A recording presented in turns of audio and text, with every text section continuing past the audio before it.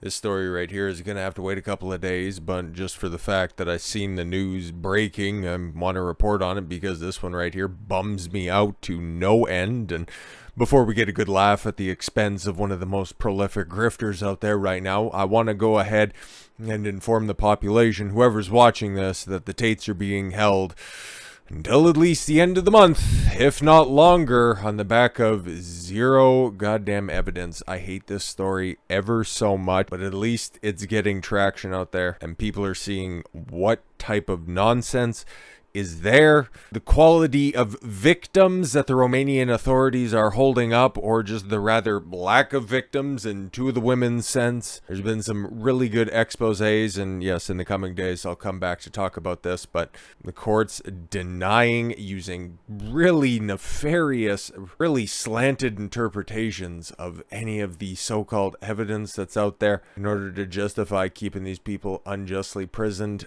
And then, yeah, some of those other brainlets that are out there. Oh, the girls have flipped on them. If I see that one more time, I'm, well, probably just going to make a video on it. But I don't want to break anything that I have in my little studio here, okay? So, without further ado, it's time to get to something that'll just bring a big old smile to my face. Exposing liars. Eliza Bleu, chief among them. Okay, and she did this completely to herself. She could have just had a humble existence being a human trafficker advocate, or I guess survivor advocate. She didn't need to interject her own failures in there.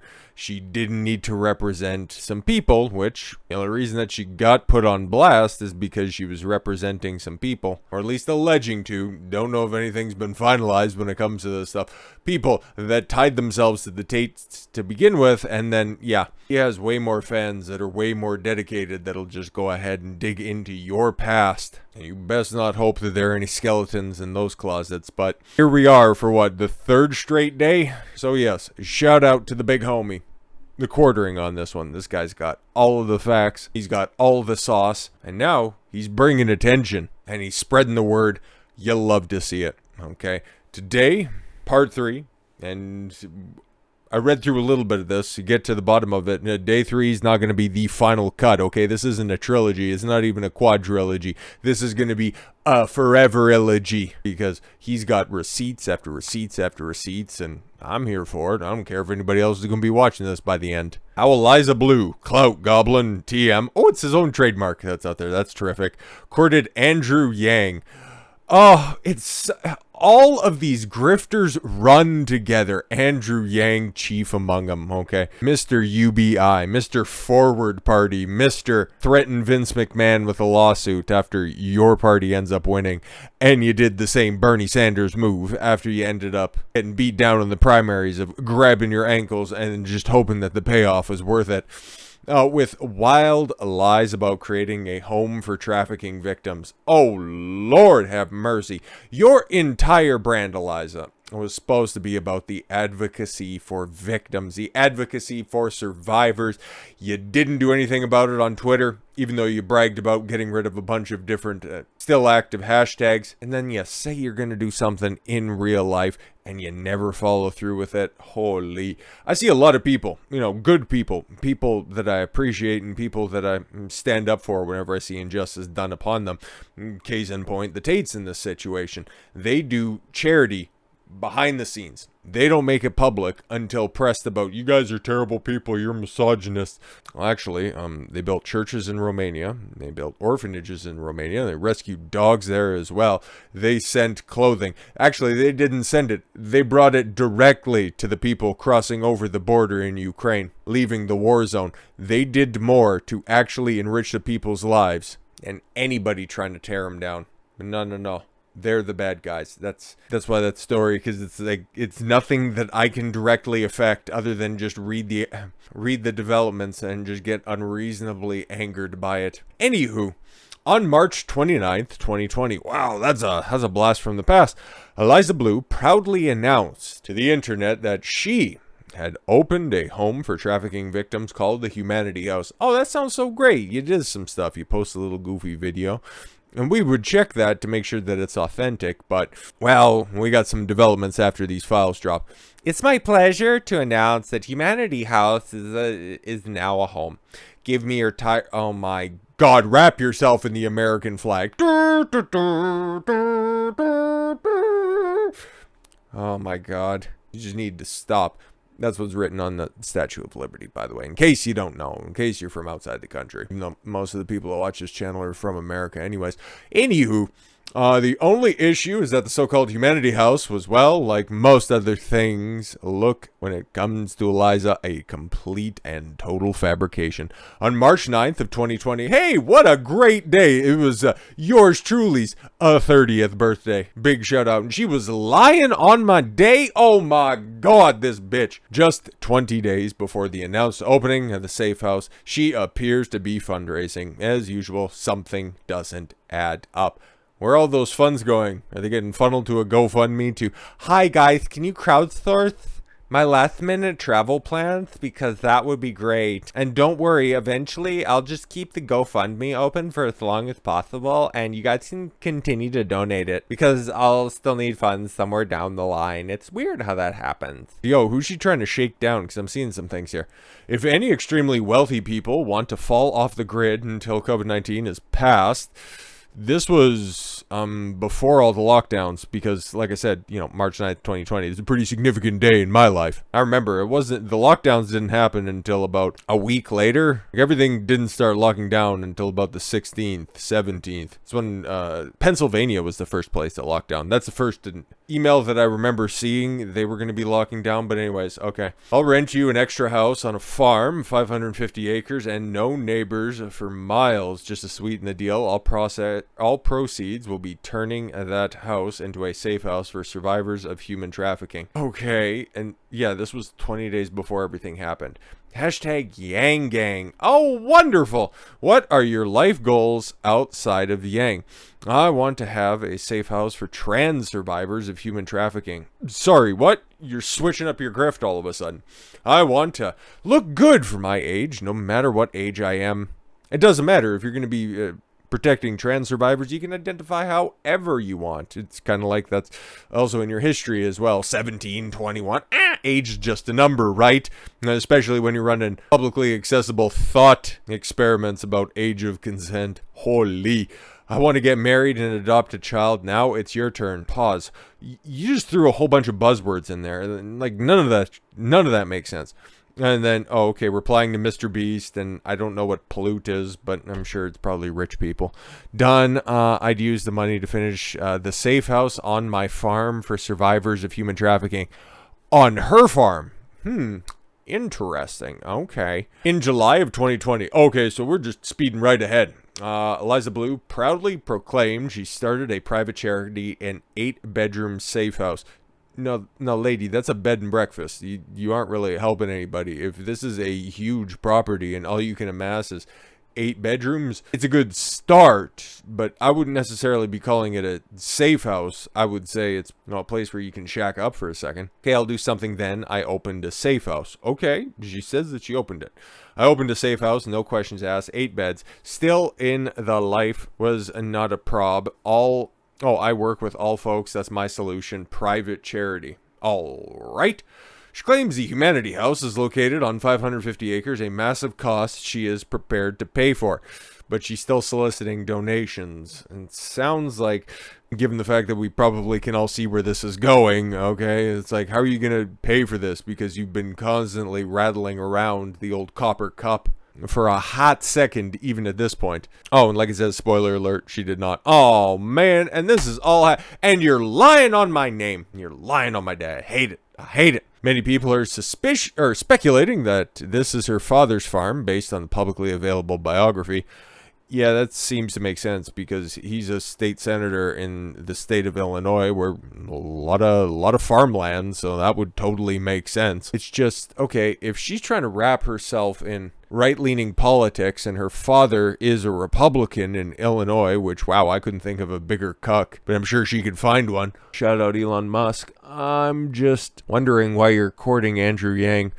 Some things aren't adding up now, are they? Unless you want to believe that somehow, that someone who crowdfunded $1,600, to go on vacation, also owns millions in farmland. Oh, the one that I found, she had 23 something or other of the $3,000 that she needed. A couple days ago, I found that GoFundMe. Anyways, maybe it was a little fib about the acreage. Close. 8 bedrooms, 400 acres. Maybe it's mine, maybe it's not. Okay, why do we need to get into particulars? If you question me, you're basically trafficking, so shut your mouth. Maybe someone is lending the space to Eliza, and she does have access. And she does have access to that type of land. That's not important because in no place on the internet, no public database, no list of 501, it should be C3s, not 3Cs. Charity does Humanity House even exist? Oh, so the Humanity House labeling isn't on any public records. Oh, she's a fraud. Oh, that sucks. She made sure Andrew Yang knew about it, though. Oh, no. Was that recently, too? Oh, that sucks. See, before Eliza was clout gobbling Elon Musk, she was clout goblining. Goblining? That's, need to work on that. I like the clout goblin TM. Don't get me wrong, but that's not quite as elegant to say. Need to refine that a little bit. But she was all up on the Yangster. That's very interesting. Oh man, we don't have that entire conversation. Thank you for everything. I opened a safe house for trafficking survivors on Monday. That's the 31st. Okay. Timeline checks out. I named it the Humanity House. A nod to you. Sorry, what? Keep up the good work, and I promise you I'll keep trying to move humanity forward. That's very adorable. It's just, where did the inspiration from Andrew Yang come from? Again, all of your background seems to be, well, kind of tied up in the whole emo scene beforehand, but then completely wrapped in the American flag. What's happening right now? Things aren't adding up. Nobody has been able to find any record of this place existing, and even an act of good faith in Eliza Bleu can prove this is a real place, a legit 501c3 Humanity House. I will donate $1,000 to their expense. Hey man, at least somebody's putting their money where their mouth is. Good for him. I'm just getting started on the Eliza Bleu files, and I'm thankful for all of you. Hey, shout out, big man. You're doing some good work out there, exposing her for being just a liar. A liar. And what's Eliza's response to that? Oh, she's locked her account, and she's doing this goofy ass trick that everybody out there is doing. But it's funny. It's funny. She's put her position on Mars, even though last night Elon Musk stopped following her. That must be a big blow to her. Maybe she's just gonna try and get Elon's attention again by running this whole lock your account, see if, I don't know, refresh the algorithm. I think these people care way too much about their interaction on Twitter. Like, I just use it for shit posting, okay? And doing a little bit of research on this stuff. These people are worried about, I haven't seen any tweets from people that I like. Well, just follow fewer people and then you'll be able to see them. It's like, I don't know what else to tell you. But I find this incredibly funny, given the fact that she's been nuked by the quartering over and over and over again. And also the mainstream has finally caught up to, well, her piss stream. There's an article that we're going to be going through here, just very shortly. Hold on to your britches for a second, but you can see when it was published earlier today at 4:56 a.m. Eastern time. So, 5 o'clock in the morning out there on the East Coast. But then the last tweet that she sent out, allegedly, apparently, according to this screenshot right here, let's test this locked account theory. I've been hearing about it. I want to see it for myself at about an hour after the release of the story. Oh, it took her that long to get a release from a story from the Daily Beast, of all places. The Daily Beast. I can see why they would want to take up this cause, because the Daily Beast is kind of a leftist outlet. And she's tied herself to Elon Musk. I don't know if Elon's aware of it. Probably, given the fact that her word was as good as gold for a long time, and most of the people that were snatched up in that firestorm from a couple of weeks ago still have their accounts banned. Something seems to work there, and they've had a hate boner for Elon Musk for a long time. And given the fact that, yes, I love America, Jesus is the way, that's why the Daily Beast would poke holes in this stuff. And to be completely honest, they probably have a couple of pro-pedo stories, but then they have an opportunity to throw some shade at our man Tate right there.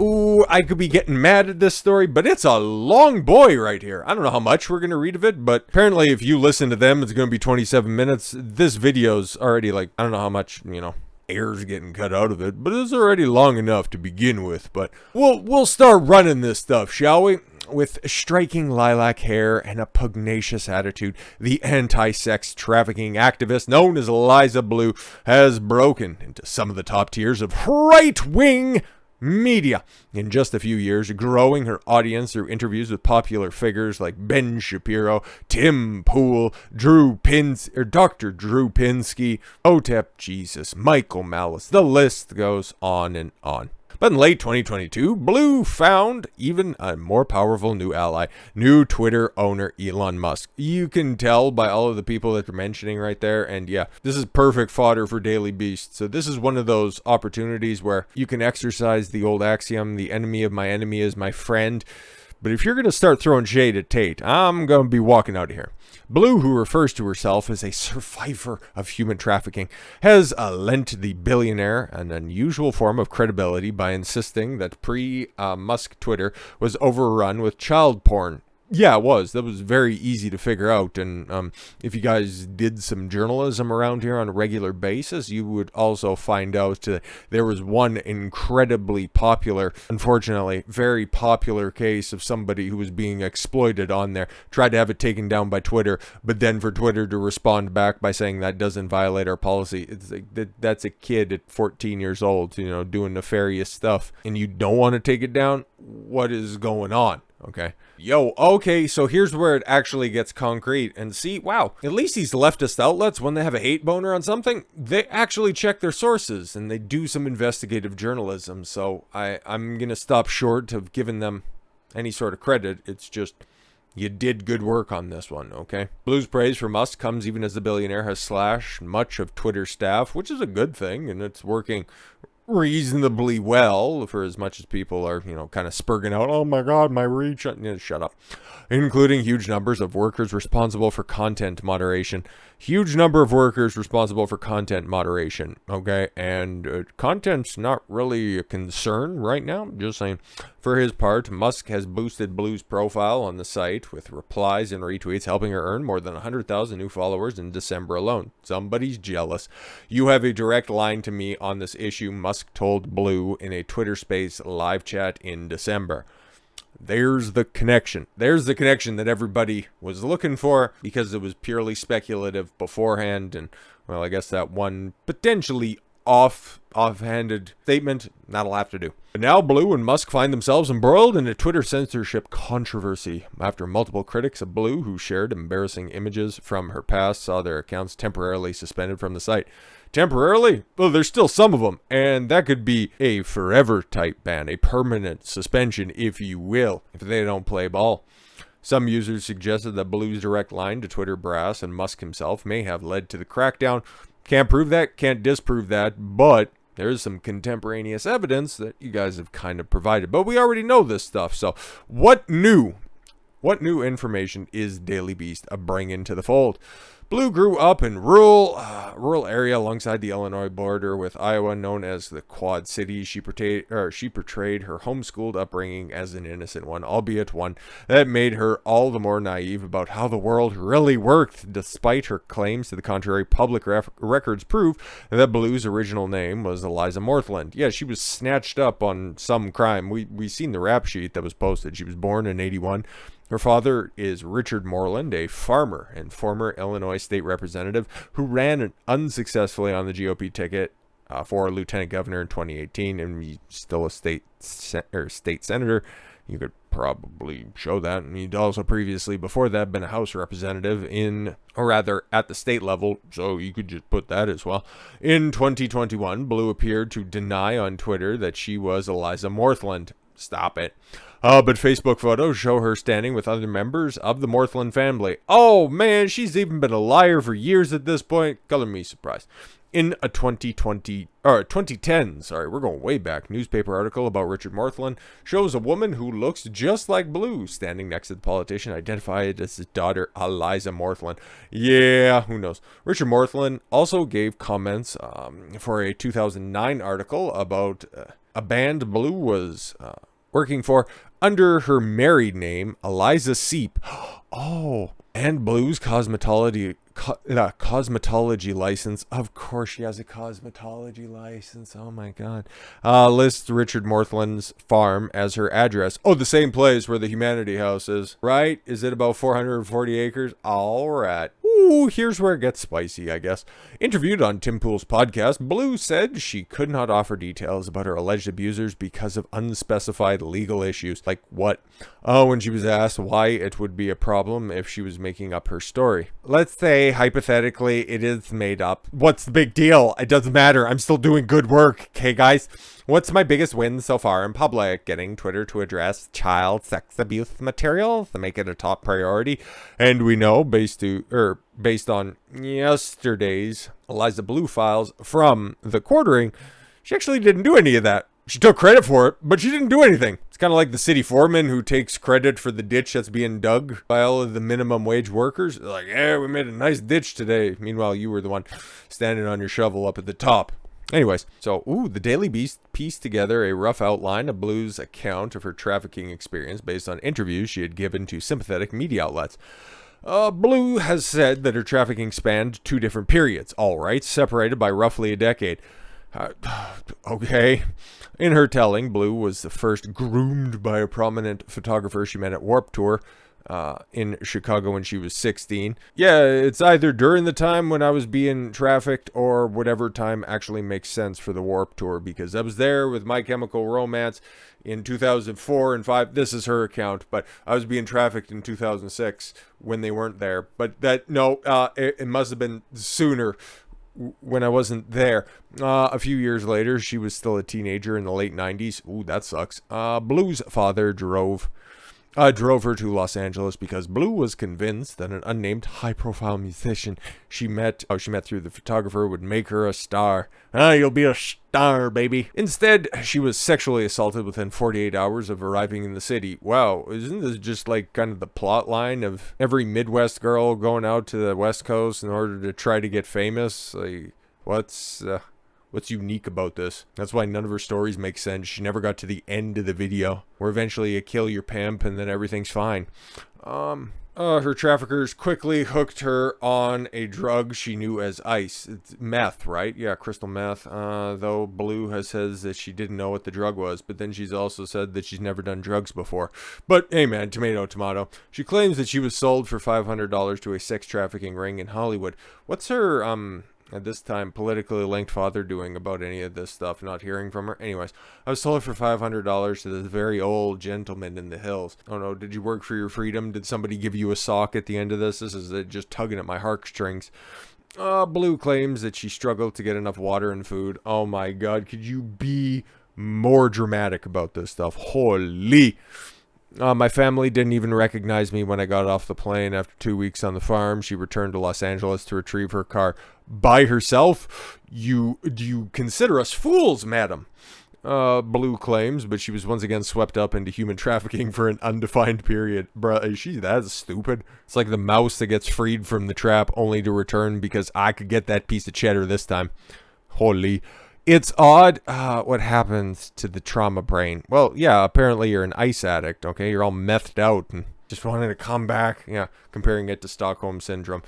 Long story short, I don't think any of this stuff ended up ultimately happening. Bleu attempted to leave her traffickers in 2013 and in her account ultimately succeeded for good. And in about 2014, Bleu has repeatedly suggested that her former traffickers in Chicago might still be out to get revenge on her and her family members. And that's why she's making the rounds publicly and getting verified and getting a lot of traction and knowing how to stay in the headlines for weeks and weeks and months and hell, even years at a time at this point, right? She's still scared about the well-being of her family and her politically connected like, what are we?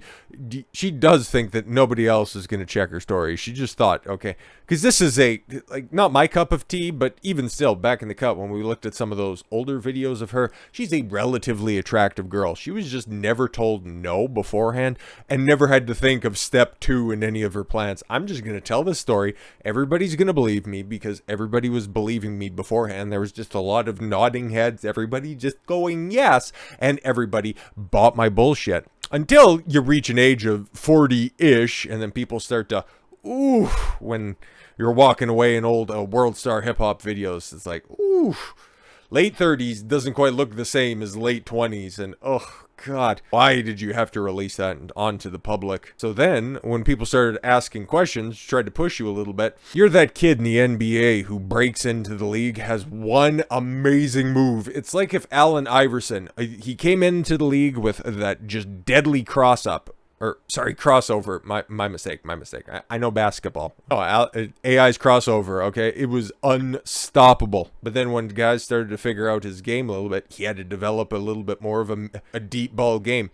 It's almost like if somebody came into the league, had one good move, okay? And this is what happens with a lot of pretty girls. They come in leading with their looks, and then when those start to fade, when they don't start getting the same attention that they did beforehand, then cracks are starting to become more visible, which is what we're seeing here. She slept on the floor, but by choice, because she was into those floor pillows at the time.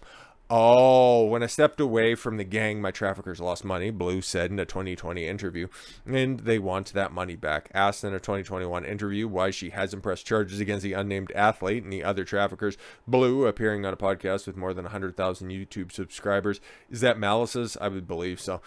Said the men could still track down her and murder her. Oh, it's like, yeah, sure, whatever. It's like they don't want you back to put you back out on the street, okay? You keep yourself in relatively good shape, and relatively he's doing a lot of heavy lifting in that statement. But yeah, last month Bleu tweeted that her family knows every detail, and that's why the only time that anybody reached out to to Eliza's family, they only wanted to do an interview if it was completely off the record. And I think it was a Daily Beast. We see this from either Sunday or Monday. Daily Beast was reaching out. Interesting. Wenzel. Don't know who Wenzel is, but alright. A one-time friend of Bleu who says he has known the anti-trafficking activist for more than 2 decades. Alright. Doesn't think Bleu's account is accurate. Oh man. Oh no, this person's been brainwashed. They've been caught up in human trafficking. They don't know any better, right? Wenzel told the Daily Beast that she met Bleu in the Quad Cities where both women were partying with musicians. Wenzel was 18 and said the Bleu was in her early 20s. Oh, older. Once again, the Daily Beast verified Wenzel's relationship with Bleu through photographs. All right, so hey, that's another mark in the positive column for Daily Beast for verifying their sources. In Wenzel's telling, she and Bleu were both deeply involved in the scene subculture. Yeah. If you're a person of a certain age, like I said, I'm 32 years old. If you remember emo kids, scene girls at the time, okay, with the dark makeup, just the black t-shirts with a band logo on the front, okay, skinny jeans, some of them had rips in them, it's kind of a evolution of heroin chic without, any of the attractive qualities, just a bunch of dumpy kids. Every once in a while, you'd see one of those cute girls with, the goofy bangs and the long black hair, kind of doing a Nikki Sixx impression. Every once in a while, you'd end up finding a decent one, but for the most, well, it was just big, hefty goths who couldn't quite find a trench coat that would fit. Just saying. She said that she was going to get very famous for sleeping with band members. Well, it's a pretty successful tactic, okay? Groupies have been around since before music was being recorded, so there is a history of success with that tactic. Wenzel takes issue with Bleu's timeline for her first trafficking experience. She claims that she too was at the Warped Tour concert when Bleu met with a photographer she claims groomed her. But while Bleu said she wasn't even 18 when she met the photographer, Wenzel insists that Bleu would have been in her early 20s. Oh, crap. Putting the date of the concert sometime in the early 2000s. Yeah, if it's in the early 2000s and she was born in 81, like there is no time in the 2000s when Eliza was in her late teens even. I mean, and specifically if you're talking about that 2004, 5, 6 time frame, because that's what was posited. Her timeline is just so weird.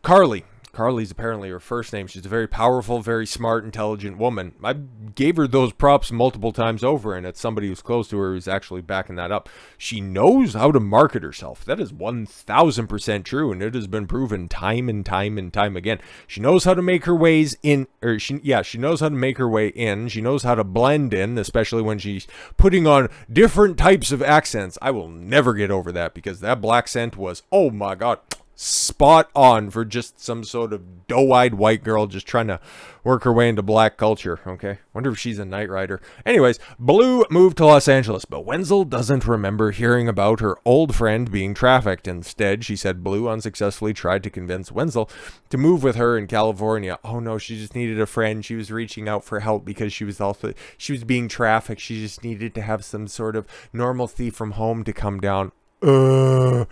She did not recall Bleu calling home to the Quad Cities with tales of being addicted to ice or living with a trafficked group of transgendered women in the Hollywood Hills. Bruh.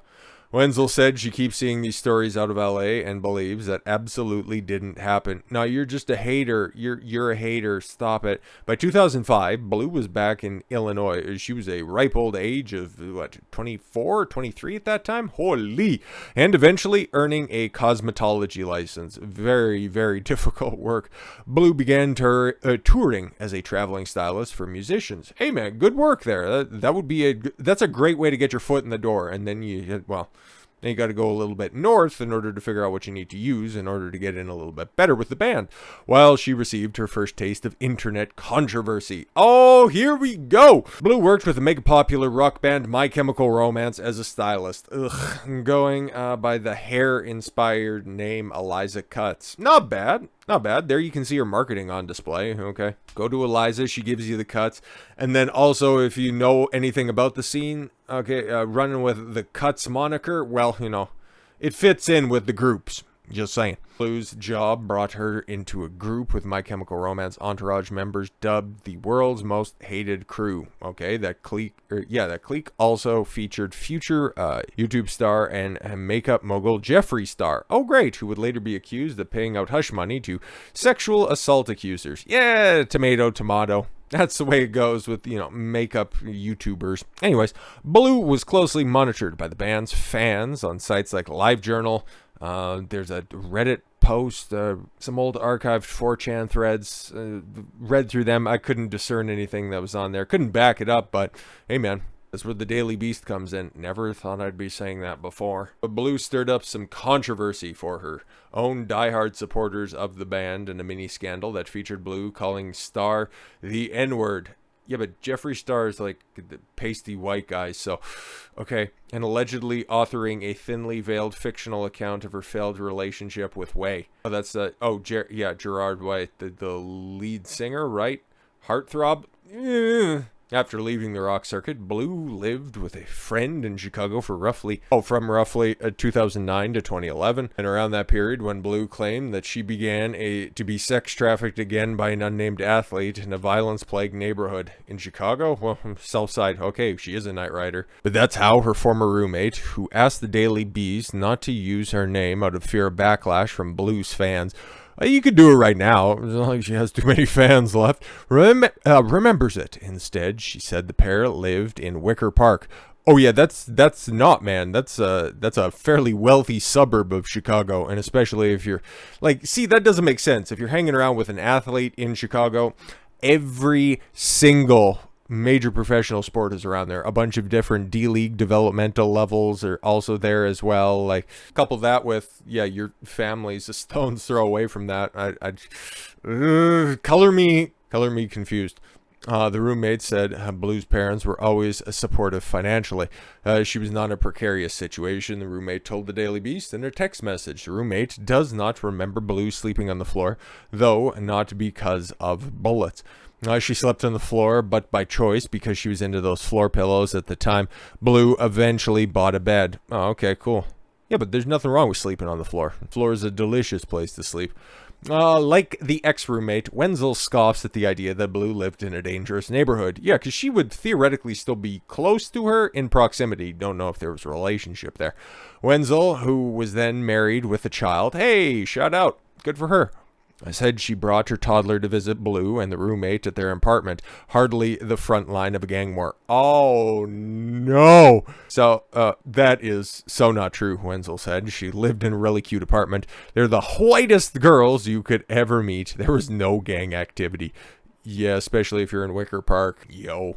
Around this time, Bleu resurfaced online as Eliza Siep in 2010, unsuccessfully auditioning for American Idol. Yeah, those call sheets are still up on, I've seen them on New York Post, like they're around. But soon moved on to her new name in another position in the music industry. She would now be known as Eliza Knows, the sultry, self-proclaimed music video vixen that we've seen everything beforehand, so we don't really need to go over that again.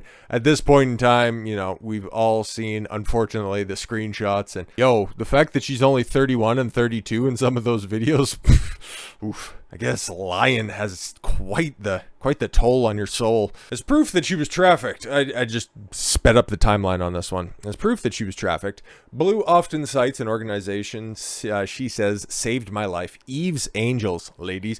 It's kind of close to, is Evil Angels a sex toy store, or is that that name sounds familiar? Okay, but not Eve's Angels, but okay, a Christian nonprofit that serves sex trafficking victims and women seeking to leave the commercial sex industry. Okay, in her telling, Bleu, living in a gangland apartment in 2013 and desperate to leave her traffickers, well, we know that's not true, contacted Eve's Angels after discovering founder Annie Donwall through a YouTube video. In another recent tweet, Bleu claimed to be to have found the group via a web address and a Bible. The group left at a strip club. Oh my God, just so dramatic all the time. The group soon spirited Bleu away from her traffickers and into a safe house 3 states away. In what direction? Or you're just going to allude to it? Oh, it's like 3 states away. Don't worry about it. It was just this very nice safe house in Philadelphia. It was wonderful. Bleu claims she briefly returned to her traffickers. Oh, those dastardly fools. They just keep on snatching you up. Hopefully somebody eventually will bring them to justice. You just gotta name them, though. Donwall defends Bleu from skeptics earlier this month, tweeting that Bleu is the real deal.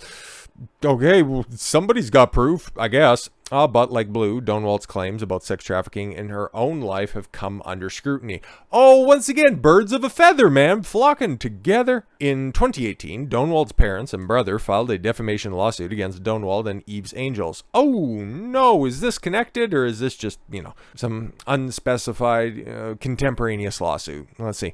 While Donwall and her children were living with her family members in Michigan, Donwall's parents confronted her about the treatment of her daughter. Oh, no. According to the lawsuit, in response, Donwall and her group accused her parents of sexually abusing and trafficking children. Oh, no. Once again, it's another one of those situations where you just propose to set up a charity to help vulnerable people in order to just catch them all up, snatch them all up together, and then just use them for exploitation. I hate those people.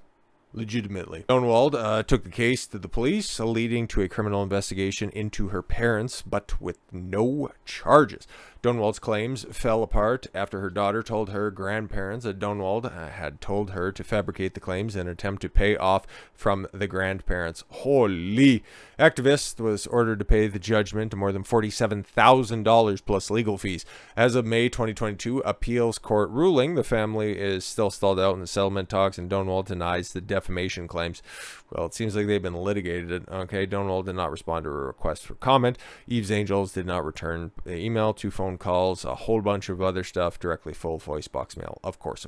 I'll obviously be linking to this article in full. I just moved ahead quite a bit because there's just a bunch of recap of everything that we already know at this point. And if you haven't, a lot of other videos on this topic and full playlist over on YouTube, but then just over the past couple of days I've been, updating the story. So if you're missing anything, if there's any gaps in knowledge that are out there, especially when it comes to her shaking her assets all over the internet, well, you can go fill it in there if you're so inclined. Since emerging as an anti-trafficking activist, Bleu has crossed paths with Epstein victims. Interesting. In September of 2020, she announced on Twitter that she had accepted a new position with the Victims Refuse Silence, which at the time was a trafficking nonprofit of Virginia Guffrey. Oh, interesting. That lady too. That's very, very funny. She was exceptionally good at getting a lot of money and then just, kind of drop in one of the lawsuits. It's like, oh no, I didn't actually see Alan Dershowitz on the island, even though that I said multiple times over. But then he started to come back with receipts and he said that he was going to countersue, and he's like a really good lawyer. So I'm just going to go ahead and drop this. So that's funny. Okay. By November of that year. And also Virginia Guffrey. Remember when Maxwell was on trial? What was that? The end of 2021? Virginia didn't testify. Interesting. Very interesting as well. Bleu tweeted that she had stepped back into a part-time role with the organization. Corporate records from Florida in 2021-2022 list Bleu as the group's secretary and director. Of course, Bleu once featured in a video of the group's website soliciting donations. Of course, just always rattling around that cup, asking people to get involved and plugging her own Twitter handle as a resource for trafficking awareness. Of course, you need to drive that engagement.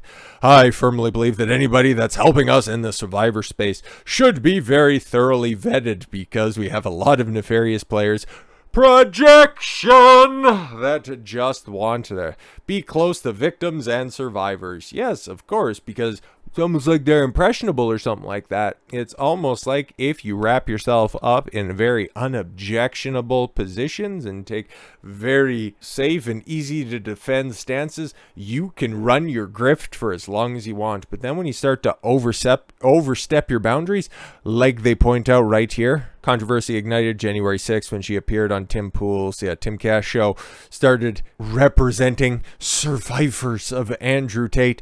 Some of Tate's most rabid fans started to dig into the backstory, and that was your downfall. You could have run this grift like every other right-wing hustler for as long as you wanted. But you really messed up. You really messed up messing with the top G. You would have gave you some play about a decade ago, but you had to go poke the hornet's nest. And now you got Tate fans running on you. Now you got the quartering running on you. And me, I don't go third. I'll tell you what I'll do. I'll listen to the stories and just laugh, knowing that I wouldn't come within a mile of this nonsense. Your boy just likes to hear a good story from now and then. So, until there is another development, with all that said, thank you all very much for the gift of your time. I've been Don Consuelo. I want you to follow your gut and get after it. Take care, everyone.